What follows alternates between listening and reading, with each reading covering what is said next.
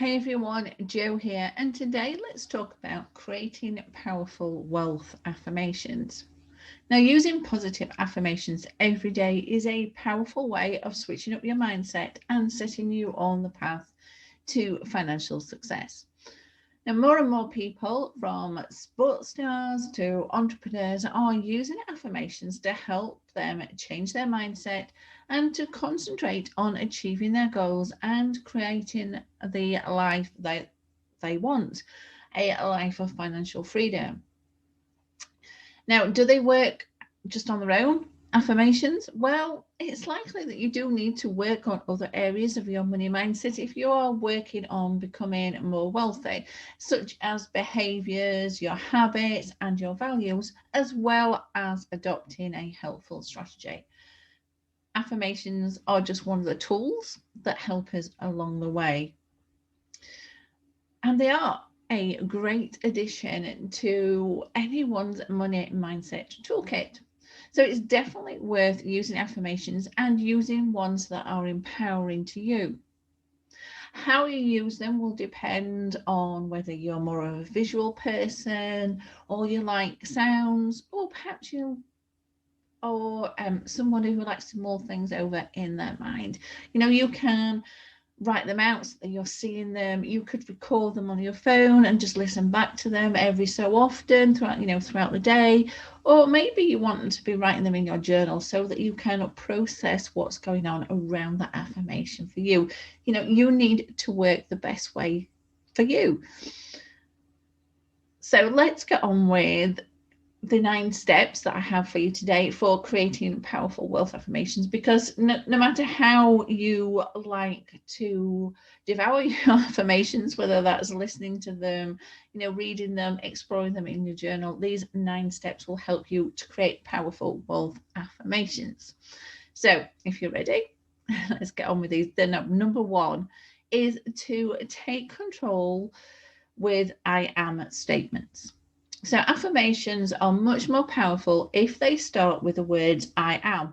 Now, not all affirmations, you can't always make them start with the words I am, but if you can, then you should do. Because these 2 little words immediately make whatever follows in the affirmation, it makes it personalized and immediate. Straight away, the affirmation is not generic, and it's helping you focus on what you want to be and what you want to have right now. So use them wherever possible. Number 2 is keep it in the present. So notice the words I am are not I want or I will. A powerful affirmation puts you right in the middle of what you want to achieve right now. Not something to work towards or wish might happen, but is happening now. The 3rd step is to keep it positive. Powerful affirmations make you feel good. They are positive and they keep the focus on what you are trying to achieve, not on what you don't want. So it's important that we keep them positive. Number 4 is keep it brief. You're not writing an essay or even a wish list. Keep your affirmation short and focused so that it is easy to remember. You want to be able to recall these at any time. Either, just bringing them into your mind, be saying them out, saying them to yourself or saying them out loud. And you want to be able to do that quickly. And if they're nice and brief and to the point, then this makes that so much more easy. And number 5 is to keep it specific. A powerful affirmation is focused precisely on what you want. If financial freedom, whatever element that you're working on, maybe it's a house in a particular street or a luxury trip, a cruise maybe, or even for other things that aren't money related, like specific weight goals, you put that detail, whatever it is, in your affirmation. So if your affirmation, what amount of money even that you need to bring into your life to achieve something, you can put that specific amount in your affirmation as well. And you make it as real as you can by getting as specific as possible. Number 6 is to include an action. So powerful affirmations have energy. They have an active present tense verb in them. So think of what you're doing in your desired life of financial freedom. Are you enjoying your new home, relaxing on that Hawaiian beach, or driving your new car? Then number 7 is to include a positive emotion. So if your affirmation is going to make you feel good, and you have to evoke the positive emotion that you want to feel. So think about, how will you feel when you achieve your goal of achieving financial freedom, or whatever money goal you have set for yourself?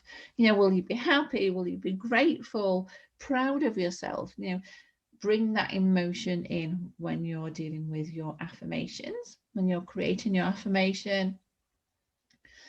And then number 8 is to stay attentive to yourself. Now, the most potent affirmations are the ones that you make for yourself. That's why generic affirmations have a limited effect. They do have their uses, and I have affirmation cards and a affirmation-based journal. But there we're using them to discover why we don't think the affirmations are true. So it's not so much about creating an empowering affirmation in that respect. We're looking at using the affirmations to help our minds discover what negative beliefs we have around those positive statements. So that's one way of using affirmations. Here I'm talking about, when we're talking about creating wealth affirmations for ourselves, we don't just want those generic ones that we see on maybe something like a wealth journal or wealth affirmation cards, or the affirmations that we see on social media, because they might feel good at the moment but won't go to the heart of what you want for yourself. That's why it's good to stay attentive to yourself and make it all about you. And we are keeping it specific. We're including our emotions, and we're just bringing it all about ourselves. That's what's going to make it more powerful.